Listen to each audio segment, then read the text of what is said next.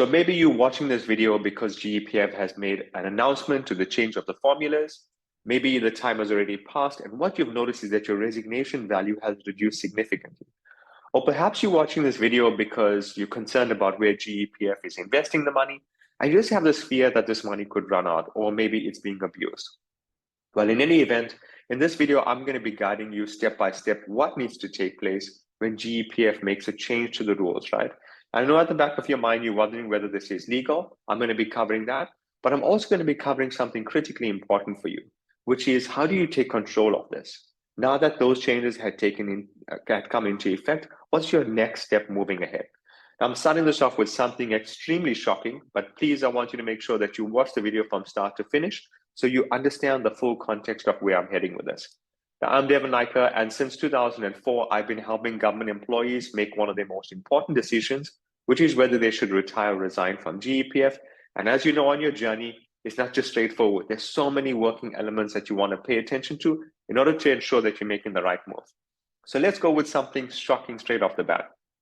And what I'm sharing with you now is findings from a court case that had taken place. In fact, this went up to the Supreme Court of Appeal.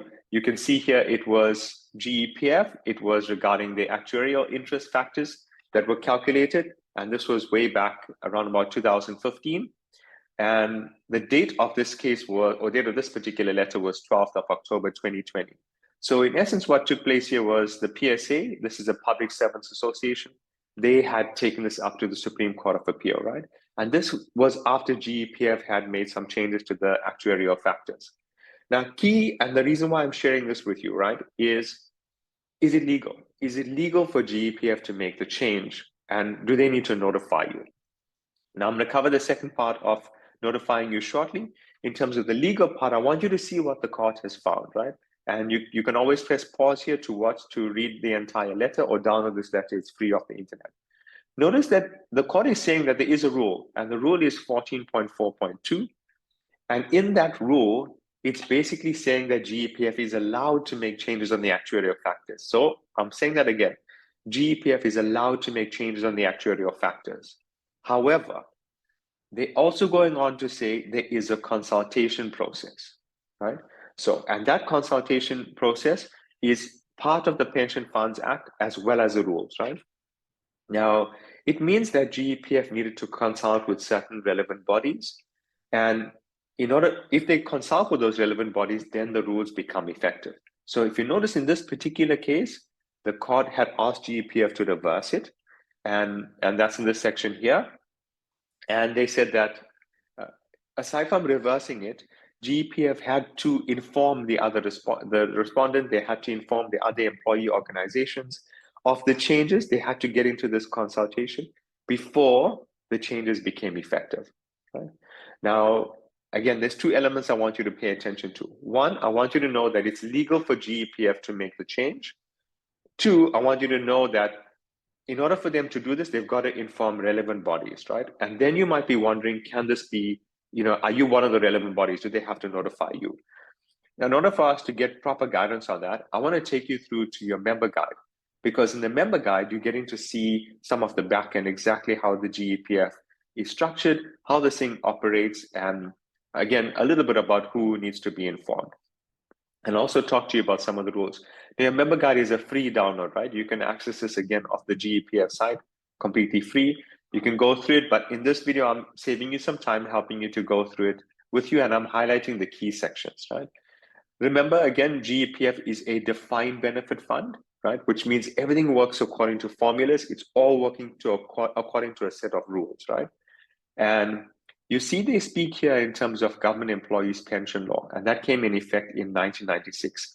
Again, it's a free download. So if you want to take them to task legally, you've got to understand the rules, right? You've got to understand what are the processes that needed to have been followed. This again is a free download, so you can access it. Empower yourself with that knowledge before you go ahead into the next stage, right?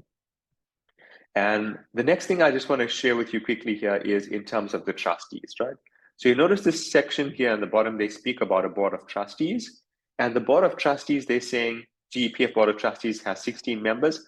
Half of the trustees represent government, right?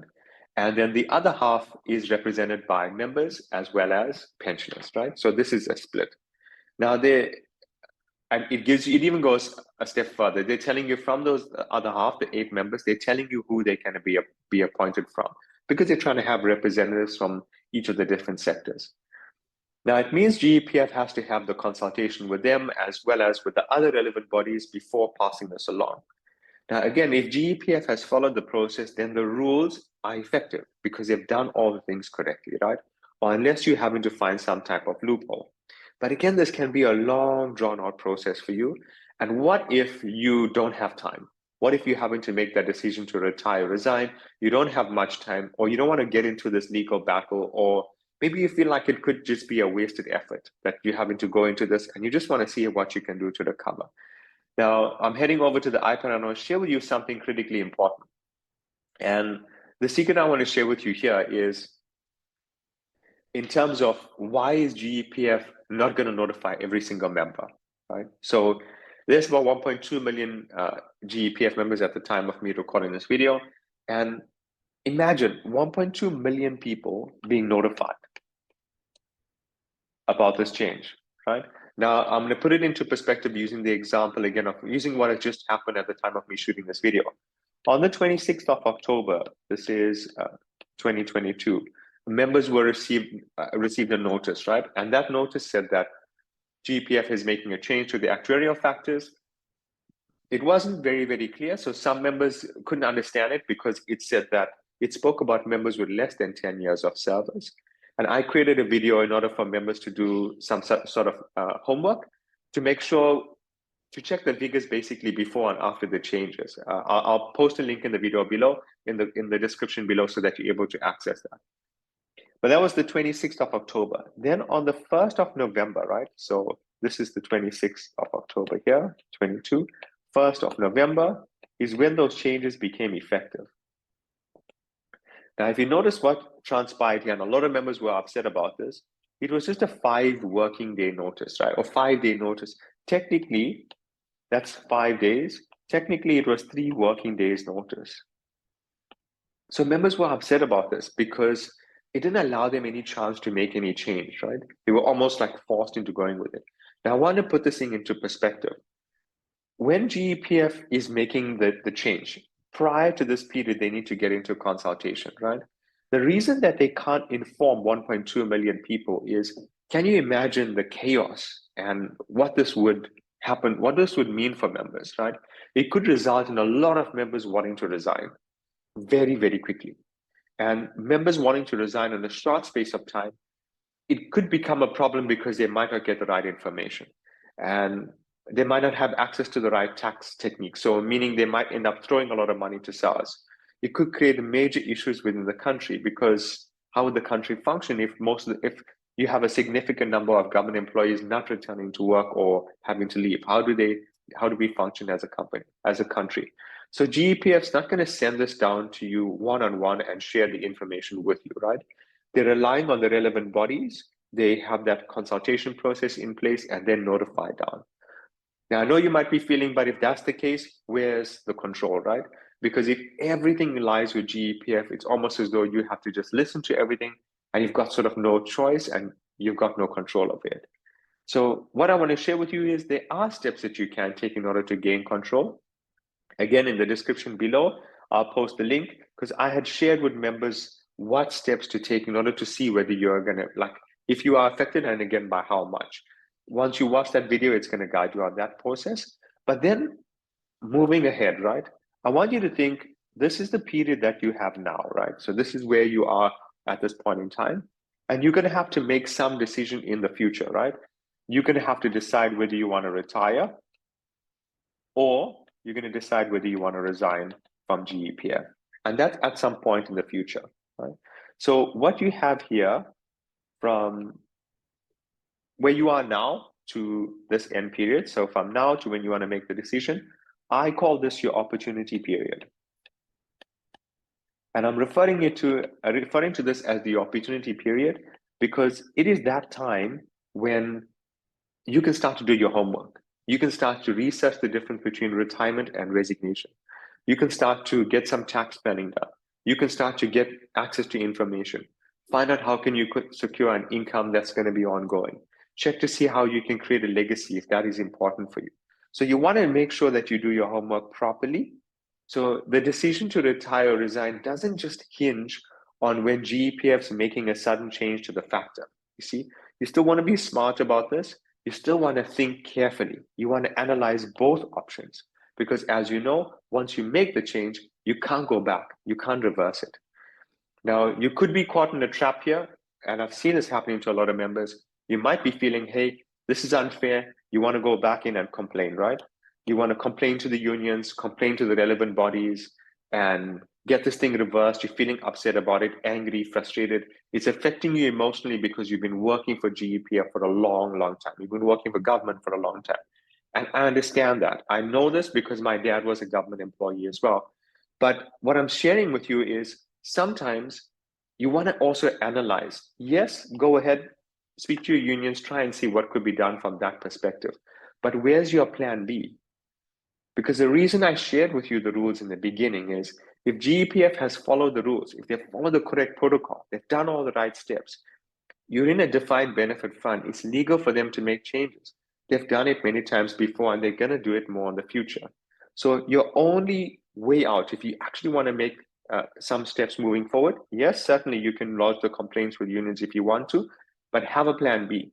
And the plan B I'm sharing with you is inside of your opportunity period, start empowering yourself with knowledge. Start learning the difference between retirement. Start learning the difference between resignation. Understand what happens from a tax perspective. Know this information here. Prepare yourself. So it doesn't matter which route you take. You see, whether you retire or resign from GEPF, but you want to make sure inside of your opportunity period, you did the best work possible so that you put yourself in the best possible position here.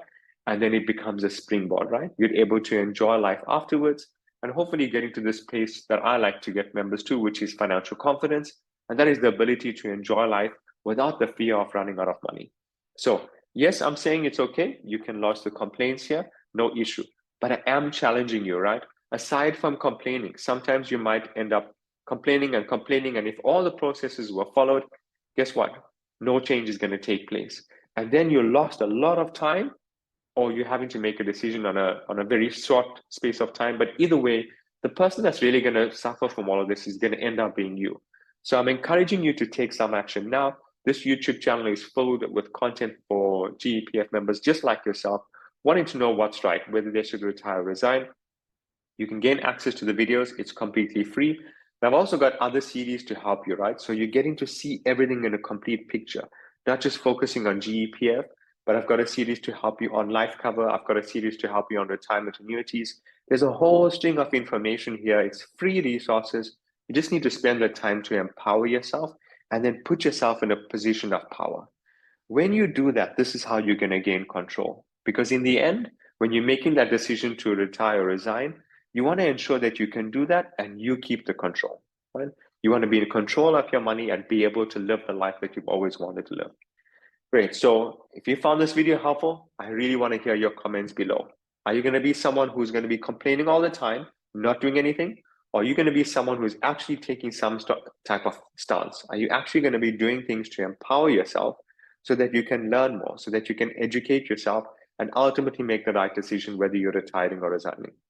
Now, if you've not already done so, I encourage you to click subscribe, because when you do, you're going to gain access to new information as soon as we produce it. And please, please, please share this information with your friends, your other colleagues within GEPF. The more you help others, the more you help yourself. Good. And I'll see you in the next video. I look forward to hearing your comments and I will personally respond to them.